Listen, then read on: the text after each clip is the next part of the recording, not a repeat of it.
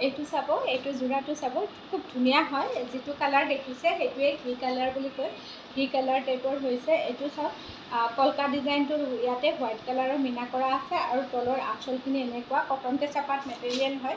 যিহেতু গৰম দিন আহিছে, কটন নুনি বা কটন কেঁচা পাতে চবেই বিচাৰি আহে, সেইটো কাৰণে মই দেখুৱালোঁ। এইটো চাব, এইখিনি আঁচলখিনি হ'ব আৰু গোটেই গাটোতে এনেকৈ একলাইনকৈ কলকা ডিজাইনৰ কাম কৰা আছে। কাপোৰটো খুব ধুনীয়া ছফ্ট হয়। ছাইড পটিকেইটা এইকেইটা হ'ব ইয়াৰে ছাইড পটি, এইকেইটা হ'ব ইয়াৰে ছাইড পটি আৰু চাদৰখন মই দেখুৱাই আছোঁ। কালাৰটো খুব ধুনীয়া। ইয়াতে ছাইড পটিকেইটা লাগিলে বহুত ধুনীয়া লাগিব কাপোৰযোৰৰ আৰু খুব আৰাম লাগে পিন্ধি।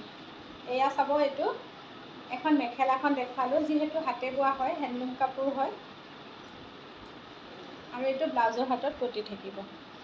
যদি কাৰোবাৰ কালাৰটো ভাল লাগিছে, কাৰণ লাইট কালাৰ হয়, গৰমৰ কাৰণে ছামাৰ ট্ৰেণ্ড হিচাপত কৰা হৈছে কামবিলাক। যদি ভাল লাগিছে মেছেজ এটা কৰিব। ধন্যবাদ।